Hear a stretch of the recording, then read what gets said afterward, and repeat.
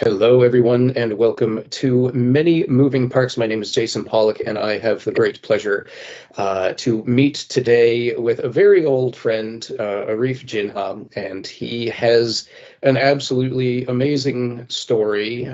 He has witnessed a lot and been through a lot, and I am just very pleased to sit down with him so that he can share some of his story and some of his wisdom. So, Arif, welcome. Can you just introduce yourself and let us know a little bit about who Arif Jinha is? Yes, okay, I'm Arif Jinha. I'm shockingly now 48 years old and have a bunch of gray hair. I can't believe it.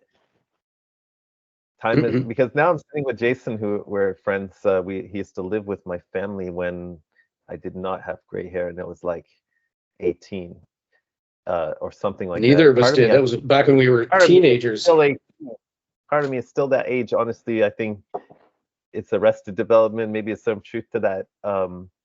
Because at the age of 19 is when I had my first episode. They call it first episode of psychosis. Ooh, very dangerous Mm. and difficult time. So yeah, I'm shocked that I'm 48. Um, it's been let's just say it's been up and down. That seems almost obvious since since the diagnosis is bipolar. There's no getting around it. Yeah. There's been some ups and downs, clearly. Um, and So yeah, on this journey, I've been able to magically recover. I feel like the Rocky montage scene is just part of my rotation now. Like you going through things, you go up Mm. and down. Now you have to rebuild. I'm kind of in that now. Um, I recently closed my business. We were just chatting a bit about that before um, we started this podcast, and now I'm starting some new things that I want to do, which are exciting, and still dealing with, like I was saying to Jason, is I thought, the first couple times that I had to recover, that this is going to be some kind of linear journey to a beautiful plateau, and in Mm. that plateau we have a field of safety and ease and normalcy in the world. Um, not always the case. I actually, those days that are very ordinary and very pleasant, I truly am grateful for. Um, but Mm. recovery is not linear, and I'm not here to represent some sort of fully recovered, you know, um, perfected individualism. It doesn't work like that to me. So, Mm. um, what can I say? There's maybe now a, what is it, 1996, 2024, a 28-year history of living with bipolar. So the diagnosis came in 97. The first episode was 96. Now we're 2024. So this is 28 years of living with Mm-hmm. this diagnosis, and I'm surviving and thriving still. And Mm-hmm. I call it a blessing Absolutely. and a curse, a blessing and a curse to have such a diagnosis, or to have such a a mind that that ends up having a diagnosis, let's say, of bipolar. Is a blessing and a curse, because Mm. there's certainly riches that can come out of having a wide range of experience, and adversity and recovery brings about inner riches as well, and as well as creativity, as well as seeing the world in an atypical way, um, and having, I think, uh, sometimes painfully empathy for people in struggle and strife. Um, what generally, I think you need to develop some compassion, and also some resilience to being misunderstood. And you see how others can be themselves, whether they fit in or not. develop some strength within yourself. So also became an artist, uh, and that's to me important in the arts, is like that the artist, the creative process, its own process, its own nourishment, regardless of commercialization, monetization, popularity, other people's acceptance of it, etc. So certain amount of resiliency has to be developed over a lifetime, and that's why I call it a blessing and a curse blessing curse, one word. Divorce. So, so Arif, now, and for those of you listening, Arif is one of the most brilliant people that I know, both intellectually and creatively. He is a fantastic guitarist, and I love the stuff that you have put out. And I think your stuff is it on Spotify or Bandcamp, or where is it, your music? Oh, I hired this kid called Distro Kid. I don't know, he's some kind of Okay, digital kid. He put my okay. stuff out everywhere, out on everything. Apple, Amazon. He charges me like $30 a year, so he put my stuff out on everything. I'm not sure I'm gonna keep doing that for various reasons, but right now there is work under AEJ or Arif Jinha, and I have Hmm. to do a better job of branding and distinguishing myself, because I tried AEJ because Hmm. I was in the car a lot, and I'm like, hey, can you play Arif Jinha? And it's like, you can't. I was like, hey Google, play. Right. They don't get it. So I tried AEJ, but now there's another No. AEJ.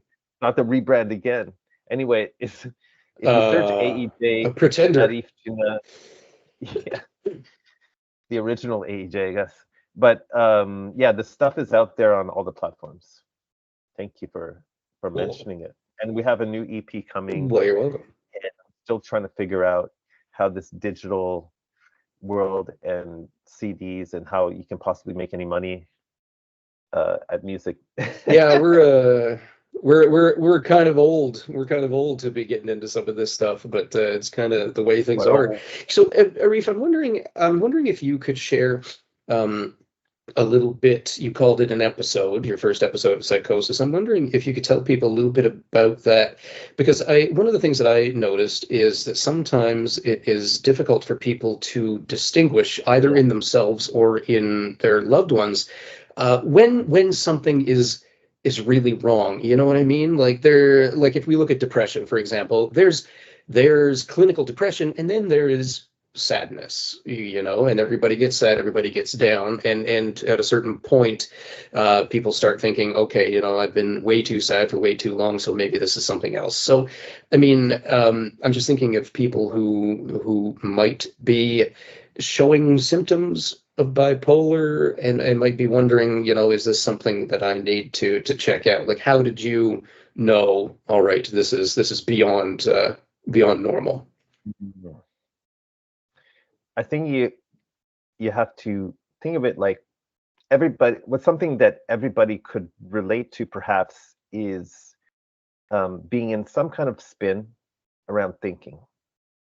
Like you can sometimes get into a spin. I think anybody, no matter how stable you are, if something is sufficiently um, provoking of your spinning thoughts, where you're not as present, and maybe some kind of shock or uh, thing that has you worried, right? So your mind is spinning, and while your mind is spinning, you're less able to be present. Okay, and the for me, the psychosis did not have a lot of hallucinations until it was really uh, uh, at its climax. So, but in other people, maybe that's not the case.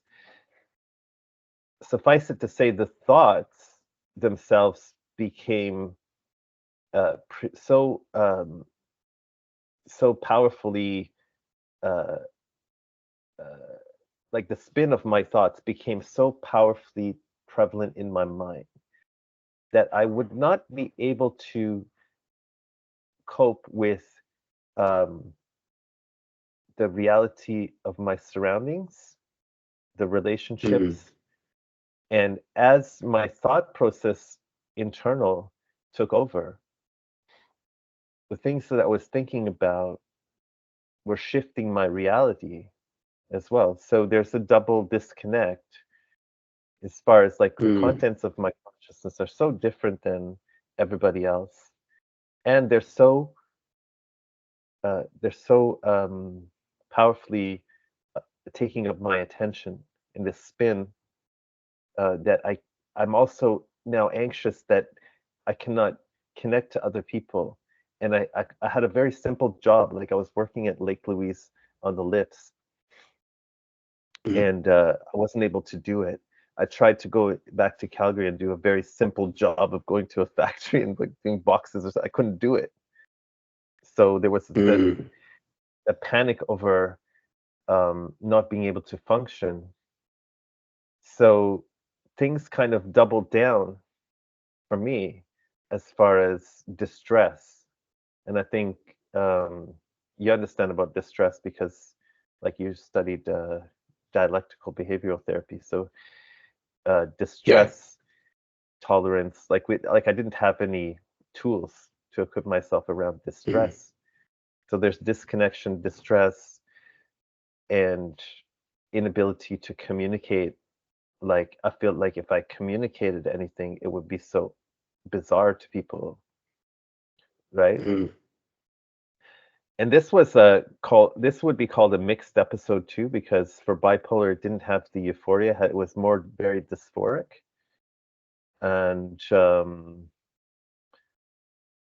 it interfered with sleep. So if you see that now this person doesn't sleep or can't sleep, the insomnia is a strong sign that something is amiss. And mm, this went on for about 3 weeks, and yeah, there was very little that I felt I could do. And finally, I called an ambulance and ended up in the hospital. And then it sort of got worse and worse in the hospital. mm,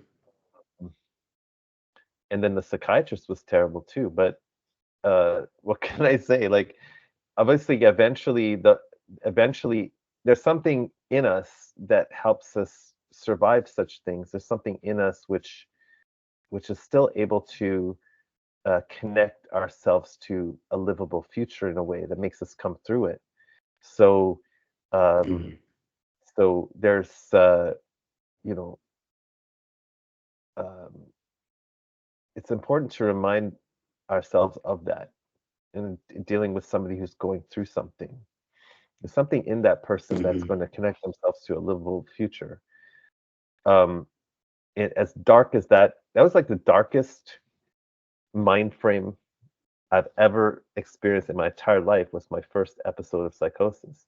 Is the most frightening, I bet. scariest, disturbing uh, journey, and I survived it. And I think at the same time, it created a trauma in me that was related to the and well, there were waves before and after, so it's hard to say where this wave starts. It's such a strong wave Sure. of energy or emotion and mind that starts in a psychotic, like bipolar impact on somebody, and then the wave comes down and you hit a level, but it's still there. It's going to go another wave. So the next wave is a Mm, that I had was a euphoric called white mania. So one experience was hell and the other was heaven. And in the mm, heavenly mm, experience um, is also disconnected from the social reality and has its own problems for that reason. But it's much different in the sense that a person is not becoming increasingly fragile. That person is becoming increasingly grandiose. And now the problem for the people around them is not how to help them, but how to contain them, even trick them into mm. going, Right. which which is something that people did.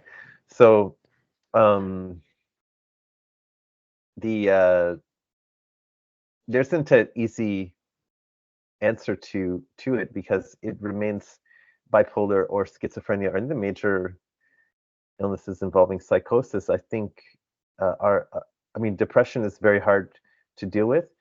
Uh, some added degree of complexity with psychosis, I think. Although depression can be Mm-hmm. version of psychosis and can even go there. And a depressive psychosis is very scary, actually. So I think, not to scare people, but uh, our mind is capable of some pretty frightening states. Our mind is capable Mm-hmm. of some states which we experience as elevated or euphoric. And fortunately, in my life, um, there's sufficient social support and container, and sufficient, although I would say the institutional hospital medical psychiatry has got to re-examine itself and and Mm-hmm. reevaluate things, but it was sufficient to pull me through. Um, and I'm here. I'm standing, and like this, like Rocky analogy, I feel like I'm in another montage scene where I'm building myself up again. In fact, me and my Mm-hmm. roommate, we're developing the song, developing a really nice version of uh, what is it? "Eye of the Tiger." Oh my god, it's Ah. so good. Nice. That's our revenge, man. Art is our revenge. Creativity is our revenge on the illness. Absolutely. So, Arif, I'm Turn it wondering into if you could tell people uh, a little bit about bipolar disorder. I mean, and I realize, you've probably learned quite a bit about it along the way. So, how could someone recognize bipolar disorder in themselves or in someone else? You've mentioned insomnia, you mentioned some highs and lows, but what else characterizes bipolar? well, I mean, uh, how do I address this? Because on the one hand, I feel like the diagnostic system is very imperfect, and Hmm. um, it's not like we can now hand lay people uh, a bunch of, you know, a mindset around diagnosis and have that improve the situation, because it's already a little bit tricky with, to me anyway, with just thinking about diagnosis and medical treatment. Um, but I think recovery work has uh, a lot of uh, a lot of knowledge to offer, which is also um, balanced against maybe the biomedical view and the diagnostic and statistical manual and the hospital work and psychiatry, Hmm. and what is lived experience. So at the end of the day, um, supporting people who are atypical or neurodivergent or different in whatever way, I think um, is a long-term process of allowing them to come to terms with uh, having uh, having having a life which involves something different like this, and people need like an individual uh, in their cultural values, in their who they identify with, all the things that everybody has to do it, right? Dealing with the world, dealing with things that are disturbing in the world, like wars and climate change and everything, uh, dealing with their Pandemics. families, impacts, everything that causes mental health disturbance in the entire population also impact on them. It's not like people with diagnosis are somehow uh, separated off into just dealing with their delusions and coming back to normalcy, because this normalcy does not exist. Okay, so Hmm. but people, supporting people, I think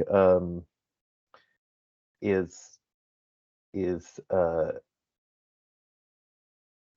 further the question of safety, because um, regardless of what I think about the system and stuff, uh, the issue of safety comes up for people around me, and uh, I have to be aware of that. So safety and boundaries and things that people negotiate all the time with anybody have to exist. Now, if somebody's in a psychosis, um, it's im- it's good to recognize that their mental state has changed and that there's a bar. There's a bar at which things become unsafe. When things become Mm. unsafe for yourself dealing with that person or for them, and you're making a judgment now. The safe with regard to others, the safety of the situation sometimes requires an intervention. And Mhm. uh,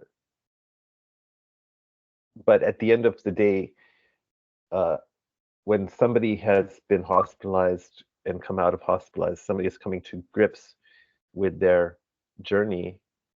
Um, it's not. It's well beyond a diagnosis how somebody recovers who they are. Mm. So sometimes it's like, yes, we have to take into account bipolar, but that's certainly doesn't define who I am on the whole. He's a part of it, Mhm. and not So and I then, feel, yeah. Go ahead. well, because I was going to say, as I have shared with you, I've had my own mental health struggles. I was diagnosed with post-traumatic stress disorder uh, in 2019 and ended up spending a couple of weeks on the psych ward at our local hospital. And that's where I was diagnosed. I brought myself in Yeah. with severe depression and suicidal ideation. And I know, so I had to take 2 years off work. I was on long-term disability. And you were speaking of rebuilding your identity, and I can relate to that because I felt like, you know, a few months ago, my son turned over his whole bucket of Lego, and I felt like that was me. You know what I mean? I felt like here's this mess of Lego. I have like fallen apart.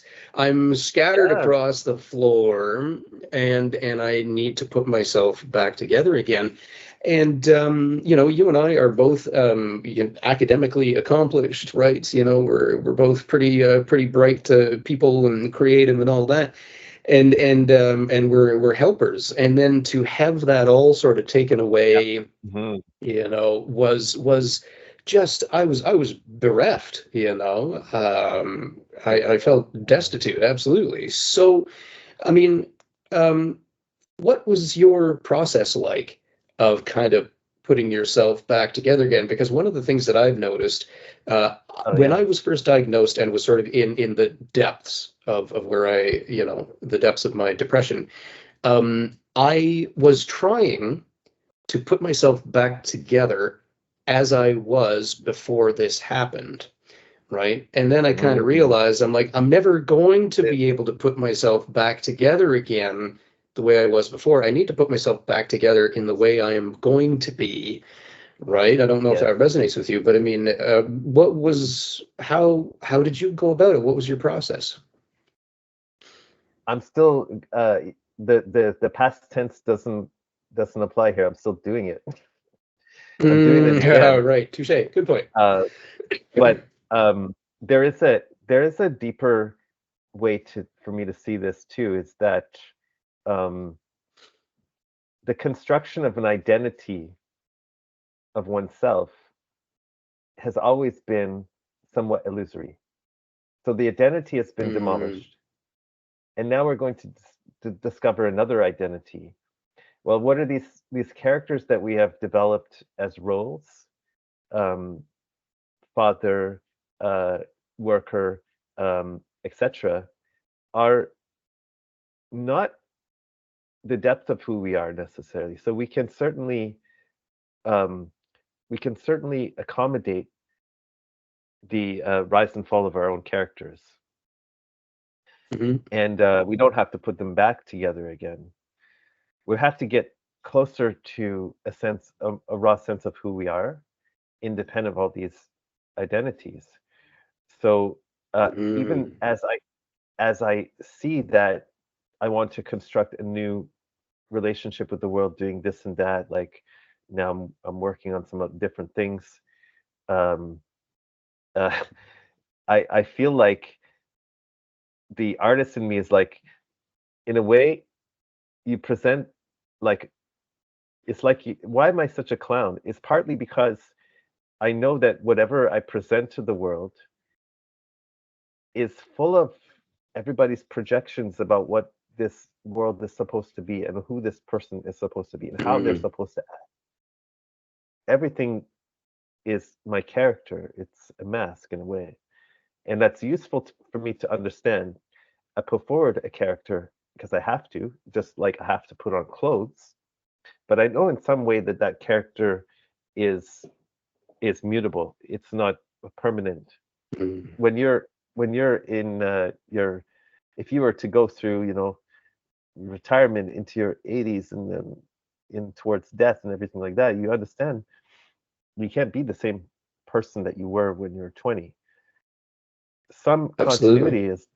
continuity is there, but your roles all changed, and the things that you have to deal with are different. So don't don't create a permanent character. Go with the flow. Hmm. Understand your role play in the world is an expression of your truth, but it's not a permanent character. Even your role as a father will change Hmm. as your children are. He's not the same father. He's a different father. And it's a father of adult Yeah. children now, right? There's a completely different feeling to it. So uh, that's almost mystical in a way. It's like having a detachment from the identity and having like staying in the moment and being playful with it. That's my Hmm. solution. I might not be satisfying. Yeah. No, I think that's a great solution, and the way you describe it sounds a lot more graceful than the process was for me. It's more graceful, yeah. But what's that? No, the process is messy and dirty. I'm just making Yeah. it poetic. Well, so the well, and, and it's easy to be sort of poetic kind of like after the fact and maybe even romanticize some of our experiences a Yeah, little bit, but certainly when you're in the midst of them, I mean they are quite literally hell. yeah, So now you said that your recovery has not been linear, and I really resonated with that because, so as you well know of me, I have suffered from depression, since I was in my 20s, and then tack on to that, I struggled with addiction to substances and then PTSD and ADHD and all that. Um, so, how would you say you define yourself? Sorry, let me rephrase that. Um, yeah, yeah.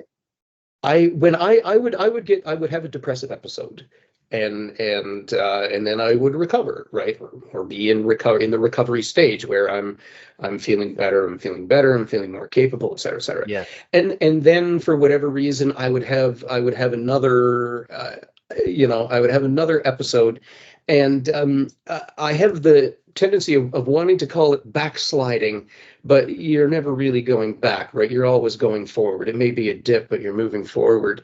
Um, Oh yeah, it's and I was frustrating. really disappointed. I was really disappointed. Yeah, I was disappointed. I was frustrated. I'm just like, shit. I thought I had this depression thing figured out, and with Yeah, yeah, PTSD, yeah, I have gone from not being able to even go grocery shopping because there's too many people moving around and too much light and too much noise, to being able to do those things. I haven't quite gotten to Costco. I don't think I'll ever go to Costco again oh, because that's Costco's a expensive. traumatic event in and of itself.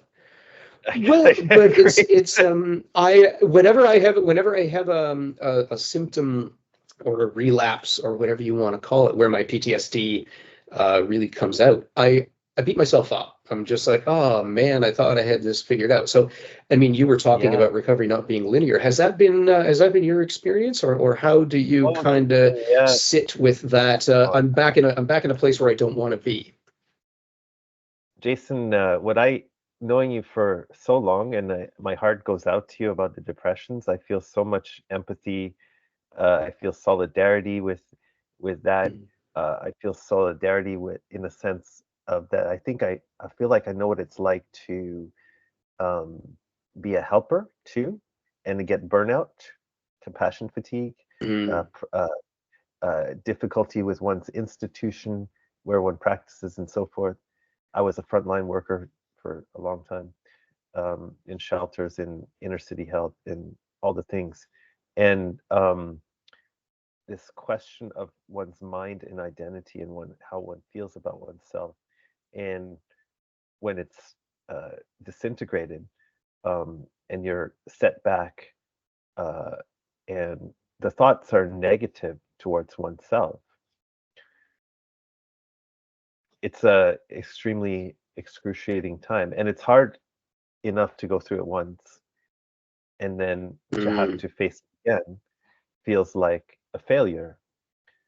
Uh, but part of the reason why we're doing that to ourselves is that we're building up uh, an idea of normalcy uh, as being or resilience. I think it's my opinion, maybe um, that, and I go through this periodically when I feel setback. Um, we're not gentle with ourselves, right, about it. We're not mm, willing to accept the role of somebody who is sick anymore. We still equated the role of being sick and not well as a personal failure. But the overcoming of this takes a broader view, I think, is that mhm, nobody's immune to uh, the problems of living in the 21st century in this place called Canada. And mental health issues are ubiquitous. They're mhm. sometimes covered by normalcy. Um, so this uh, gentleness that we have to bring to ourselves when we feel that our we haven't succeeded at something like our own mental health is Mm, really something not easy to do, and often our friends and family have to tell us that for us. So I have a supporter who's mhm, remind me when I call her and start complaining that I am struggling with this and that about how I'm frustrated about my own way of doing it or my own life or my decisions or my regrets and things, and to remind me to be mm. gentle with myself. And So um and not to put success in an egoic sense of my efforts at recovery give me success and now I'm crushing it in the world and I must be a good person again. mm, Like, do you see what our mind is doing with that? We're not very yeah, neutral or having a lot of equanimity to our performance. We much prefer high performing, high productive masculinity in a sense, you know. We're not very comfortable with being mhm, sick. We're not very comfortable with being sidelined. We're not very comfortable with admitting failure, defeat. Um, uh, we're almost not comfortable with the people that represent this in society, like the homeless people. Like I don't like the term really because it just creates a mhm, projection in our mind of what that person is. They're all kinds of people, but we're not very comfortable mhm, with the presence of failure or the presence of uh, distress, and so we're not gentle with it with ourselves with others. So what we need to think, I think we need to remind or be reminded to be gentle with ourselves. We've been through so much. We're going through so much. We're sensitive, and uh, not everything that we see in depression is untrue. It's just that it's Mm. overwhelming, and sometimes An when you're amplification. Hmm? An amplification. Like what you were Yeah, saying, what we see in depression, it's not untrue. It's just usually like an amplification. It's too much of I'm sometimes upset more about this. true than just to fucking deal with the truth, right? Sometimes more true. Like there's some very difficult shit to deal with, both within Yeah, ourselves and the world. So this depression is not untrue. absolutely. It just isn't something to stay in, and it's not something Mm. to uh, to pile on to with more negative thoughts, which now these are these thoughts we have about ourselves um, are too fixed and too conclusive and too Yeah. judgmental and too of this. So that's when it starts to become untrue. No, I agree, and that's a really good point. Yeah, and I've always sort of wondered, why that is. Like, I mean, if someone, broke their leg, they probably wouldn't beat themselves up and say, "Ah, I failed to keep my leg from getting broken." And yet, when we Yep. experience, mental health concerns, we tell ourselves, I should just be able to snap out of it. I know that I have certainly considered myself weak or unworthy because I struggle with mental health, and it's not the case, like if I had diabetes or cancer, I don't know as I would have such high expectations of myself, such unrealistic expectations of myself, like, oh, I should just be able to think myself out of having cancer, or if I just cheered up or changed my attitude, I wouldn't have diabetes, like no one would ever make such a ridiculous statement. um, but I'm wondering, Arif, what is sort of on your checklist of things that you do to maintain your wellness?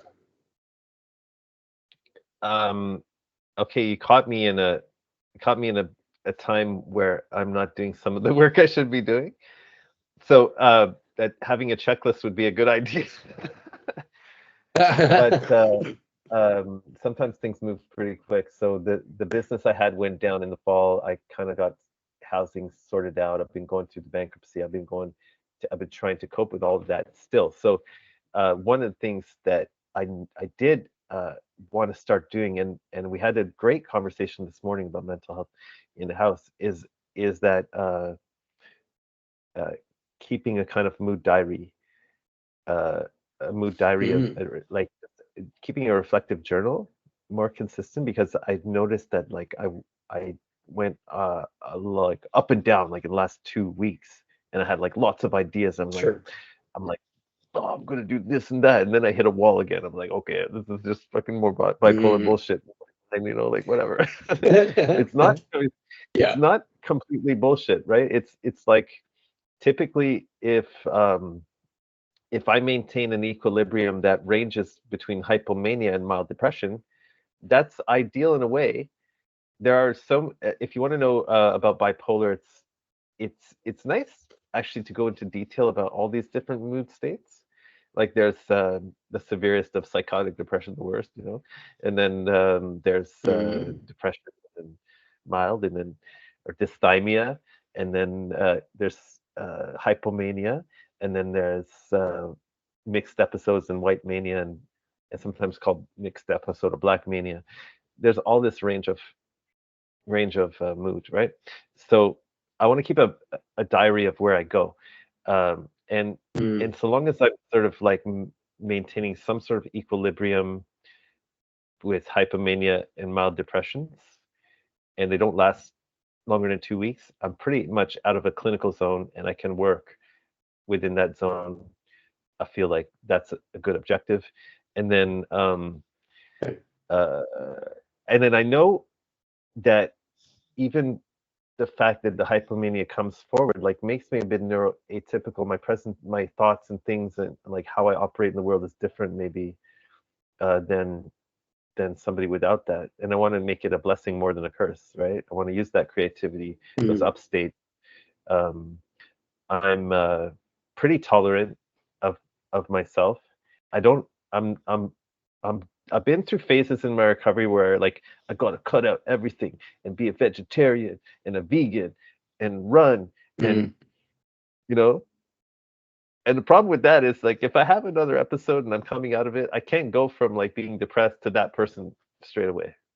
I've Mm. constructed Yeah. I constructed a mountain that I have to climb by doing that, by putting my egoic identity into these activities that are good for me is not actually is a mistake for later on. It hurts when you can't do that.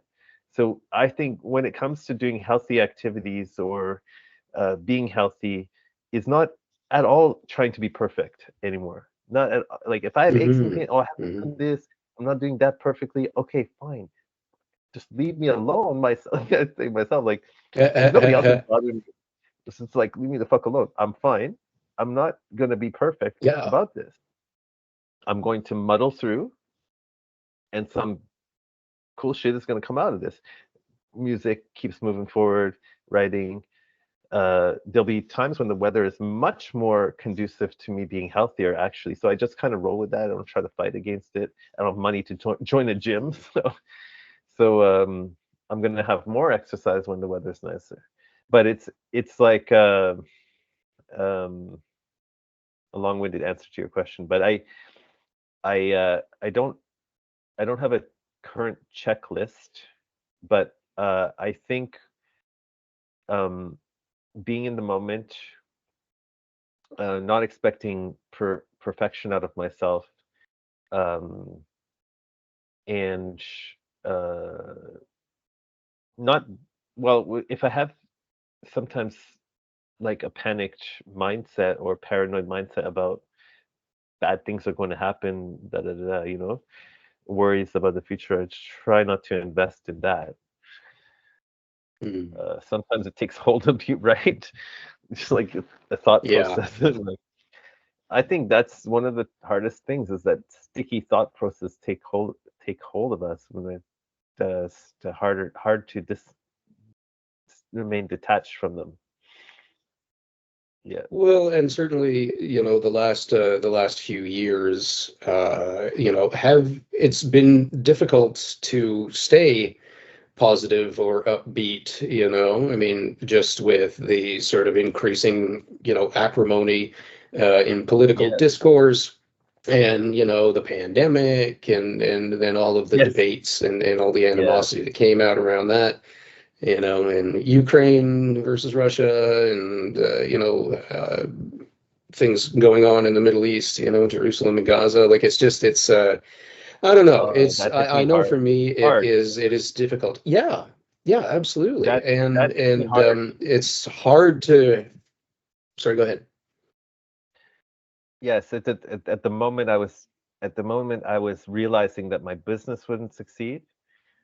That it was time to call it quits and give up the car and the business and everything. It's the exact moment that war started, and Mm. I was in a very difficult place.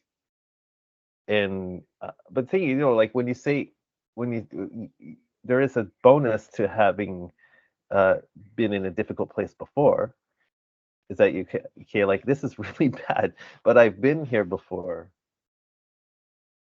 And I got out and of it. what am I going to do? Like, and I started learning peace and anti-war songs because I really wanted to go and march, but I just didn't have any energy for that at all. I really Hmm. needed time to recover from depression and stuff. What I just focused on learning peace and anti-war songs, and now I have a bit of a repertoire. It takes a while, but Yeah. I mean, Yeah. that's not much of an answer. I don't know what, but we have to be gentle with ourselves and compassionate with ourselves, and our negativity towards the world, I think, is only justified if you have gentleness and compassion towards people that are also suffering the world. It doesn't, it's hypocritical, Mhm. maybe harsh to recognize how messed up the world is. And yes, there are problematic people and factors, but to look at like all the people in the environment in the world with some gentleness and compassion for the fact that, well, nobody chose this, and then nobody individually chose this, and uh everybody is dealing with some shit. So Mhm. i I don't know what to say, but that was Yeah. extremely hard. It was very dark autumn, a difficult winter Yeah. for me, Yeah. because the business No, itself, for sure. But I mean, I I was looking at climate change with a certain degree of a panic, but also trying to do something about it. And I told you about the mhm. business before we talked. I told you about the business. We had a e-bike and a trailer has 8 bins on it, and it does groceries. It's a local business doing groceries for a zero waste grocer, and it delivers your groceries on a bike, zero emissions. And I'm like, it's Mhm. friggin' awesome Mhm. business. And for me It's to lose brilliant. that, Yeah. and my way of, it's like, oh, I lost my way of responding to climate change. But it's not like you Mhm. have to get a grip at some point. It's like so grandiose to think my way of dealing with climate change is going to be the answer to climate change. It's so partly a way of coping. Everybody's coping. So when Mhm. I realized that, when we heard that 1.5 has been threshold, has is basically, whether you think it's a few years off or whether you think it's now, it does not really make a difference because it's close enough that you cannot avoid it. So the world has now Mhm. the contemplation of what happens when we cross 1.5-degree threshold of of change, and it's not easy to deal with. No. So I think, again, we need to have gentleness and compassion towards people and how they're dealing with such information all the time. And mental Yeah. health, I think, has to be a lot about commiseration in grief, and it's not about eliminate. Like, I think that may be a change that mental health is going through. It's not about reconstructing this, like patching this person up, giving them some medication, now they can go out in the world and be productive again. I Mhm. don't I think Mhm. like the work of Gabor Mate and the work of a lot of people uh, is pointing that mental health uh, has a role in deconstructing this idea of normal and having compassion for people that are different in their mind frame while they're going Mhm. through difficult circumstances internally. We should not we should not just try to wipe. We're not just trying to silence those people or make them manageable. Make them manageable, productive Mhm. workers. Give them a job program. Send them out. Send them out so they can Mhm. go and be a barista somewhere, because now they now they can work. I don't think that's there's something, got to be something deeper about it in this day and age. Mhm. Have you read The Myth of Normal by Gabor Mate? No, but the title intrigues me, and I want to read it. And It that's is why an when excellent I book. listened to Yeah, him, I'm a I big I've fan of I've Gabor written. Mate. Yeah. So when I think he's great, like he's really one of my heroes, and um when I look at like the homelessness and the opiate crisis. I did a lot of my work. My professional work was on the front line, so inner city health, site band needle exchange, Bruce House, palliative care, HIV care, hospice care, um, at the Mission Hospice, all that work. We also see that the mass homelessness problem that started in the 80s has only grown. And I wanted to do some work because I did Mhm. some policy work around it and published a paper way back. Now I want to now I'm making a comeback, and I'm like, I want to write a book on homelessness. I want to create an AI that maps the complexity of the homelessness system, so that government can't just throw up its hands and say, well, it's a complex and multifaceted issue. That's why we can't do Mhm. anything. Um, well, show them there's a basic formula. There's a basic formula that makes people homeless. What makes the composition of the people and their mental health and their difficulty in getting back into housing, out of street involvement, that is complex. But the simplicity of making people homeless is affordability, and not having affordable rent. And then it has a tremendous impact on people to live in housing security and be pushed out of housing. And so the opiate crisis is not to my mind like a consequence of individuals making bad choices using drugs. It's like if you were to wake up in this situation and dealing with the amount of pain and struggle of exclusion from society, and you have numbers of people in this situation, well, you have many factors for an opiate crisis to get out of control. So I think we need to like this gentleness and compassion. I think that's my message today: gentleness and compassion with people that are suffering from mental health, whatever stage they are, because it's nice to have a story of somebody that recovers and is functioning highly again in society.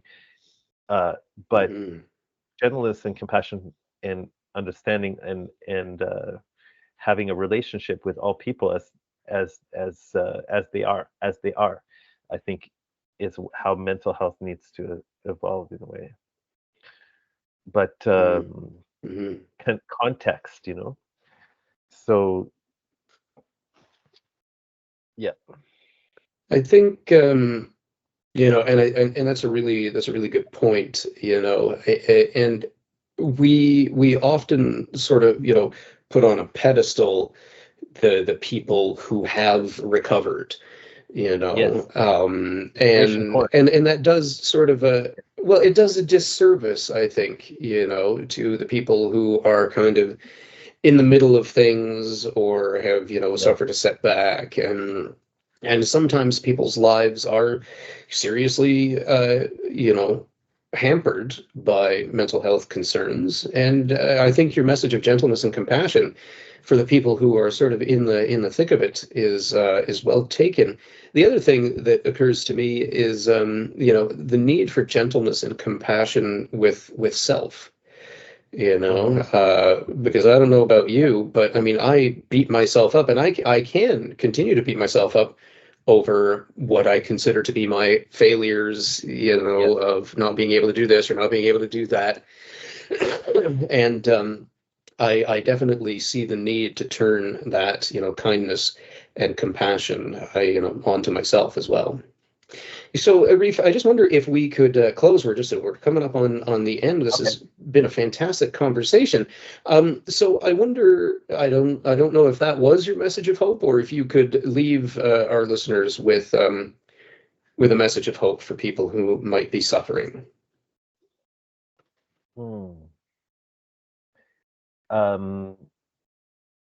Yes, be patient, kind, compassionate, and gentle with oneself at the time when it feels like it makes sense to beat oneself up. And that will save us from making it illegal to assault oneself. We'll make it illegal. How's that, Jason? If you beat yourself up, we'll take you to jail for beating yourself up. No. Since I don't know if that would improve my mood. I beat myself up and then I spend a night in jail. It's a joke, but it shows that you don't want to treat another consciousness like that. The way now we're treating ourselves. Would you treat your friend like that? Would you treat your relative like that? Or you want to have their struggle understood in a context where there's an understanding for why they're going through something, and being deserving of the supports that are there, and being that the patience that I think we need to exercise with ourselves and other people with these things is truly truly not easy, but because we're always trying to move forward quickly to the engagement in productivity again. I guess that's part of the problem. This is part of the issue, I think, is the way that we constructed first male identity, and then in feminism women have to do it too, which is to perform in a professional context all the time. That's a lot, and and it's a lot to measure and compare ourselves with one another as successful or not successful on the basis of performances that are very outwardly given, and performances that are actually not as much to do with ourselves. They're roles. So yeah, I mean, there's hope, because I think there's a liberation involved in these realizations.